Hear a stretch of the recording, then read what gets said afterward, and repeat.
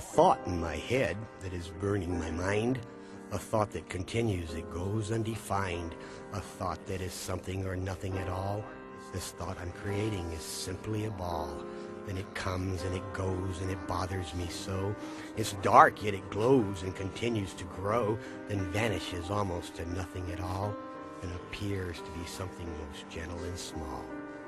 Then out of the darkness it glimmers and shines.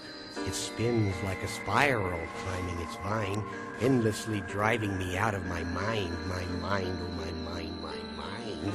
What is this blasted thing in my head? I am sure it has lasted enough years to be dead. At least that is what my psychiatrist said. But what does he know what dwells in my head? It's a spirit, I'm certain, having traveled through space, and he's parked here, I'm certain, and he hides in my face.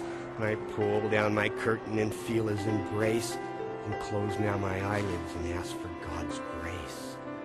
Then darkness surrounds me, a blanket of black. This demon astounds me, he sneaks up from back, and then suddenly flashing, he attacks from the rear. As something is crashing, he speaks in my ear. Rock, it's nostalgic! How long can this last? Be back in a sec, I heard him say fast. I count the first second, the next moment's past. He comes in the second moment at last. And I gaze in his eyeball, his brow and his lid. I've waited till nightfall to see what he did, and listened most careful to all that he said, yet still I am fearful of losing my head. Come forth, fine demon, escape from my mind, for before long I'll leave you behind. I'll pay you no mention and pay you no mind, for your convention is that of the blind. You're just a creation, a parasite of my mind, and you dwell in my thought, and you're something much less than a penthouse for paupers creating a mess. A jovial chap you truly might be, yet never a clap shall you hear from me, for applause is for beauty and claps of disease that renders you helpless to crawl on your knees. Begone now, fine serpent, and flee from my sight. Begin to repent now, I pray that you might, before I avenge thee with all of my might, and crush you completely to oblivion's flight. I see now a fog on thy spectacle once clear, as you croak like a frog when a fly is not near. You're the least of a hog, having ne'er shed a tear, and the most of a pig as you cry in your fear. You run like a dog from the master you fear. Farewell, feathered demon, fly well as a seaman, or land in by ocean, but never to land. For I've sent you a cruising to a distant land, of nowhere, of no one, of none that I've known, for it was within me you first called home. And now you have left me, I'm here all alone. Solitude is joy that you've never known, 'cause you're awkward and clumsy, you can't stand alone.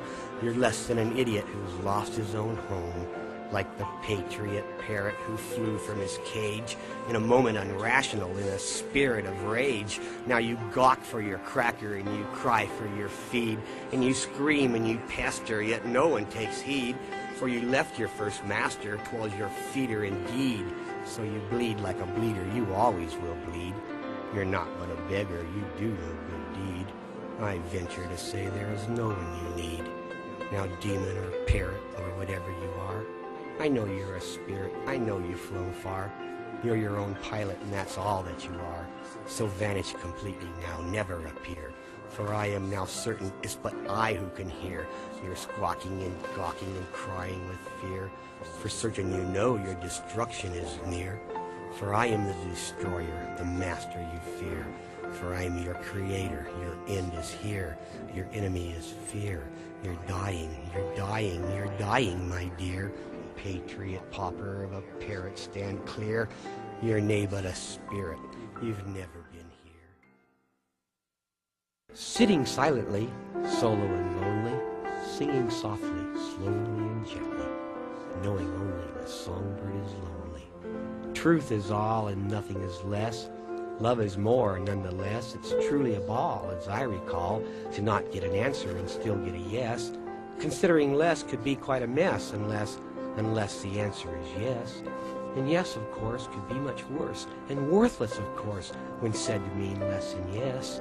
Such as a bush that's beat around, much as it's crushed into the ground. by the concrete feet so often found upon the streets where they are bound to the jungle gods of Jungle Town, the asphalt land and asphalt ground, where mountainous pillars created by man topple and crumble at his command, and crash and rumble as they land upon the hand of Jungle Man. I've seen this man, I've heard him scream, I've seen his hand in a gory dream of gaudy goblins and soddy streams of murky water, or so it seems. Yet who remembers all that's seen upon the screen of a dream, or in a dream serene, entrapped between the lapse of time and a time machine, and in the space of nothing more and nothing less than can be seen in this lapse of time in a time machine? People ask often if I'm joking, and where I've been and what I'm smoking, or is that your number on that token, or view a card with your number written. 049, oh, that's fine. Sorry to bother, but the law is written. Enter in, brother, the boss is waiting, in there sitting, anticipating, contemplating where you've been while he's been waiting. 049, I hope you're fine, for I know I am, for I now have been waiting since 10. It's 9:45 again. Where have you been since then, and have you been drinking, or is that gin? Well, I've been nowhere since before then, so now we know it's 10, but then again, 10 when? Did it begin at 10, or was that a quarter before it should end? Or do you understand or misunderstand? It's but one big and one little hand. Knock off the nonsense, you blithering fool. Have you your sixpence? For you know the rule. For no pence and no sense is the mark of a fool. Purchase from me this bright golden rule. I haven't a sixpence, but I know your rule. I've taken it for no sense, so now you're the fool.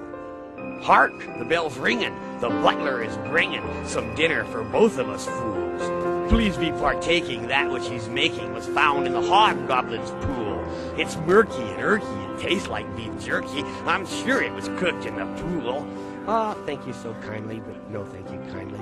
I'd rather not eat if it's cool, for I must depart now and begin to start now the end of the breaking hour. It's such a pity to live in this city that's falling apart every day, while mountains are growing, harvesting, sowing, crop over crop every day, and buildings are rumbling, crumbling, tumbling, falling apart every day, while Jungle Man standing obeying the commanding asphalt god in his heart.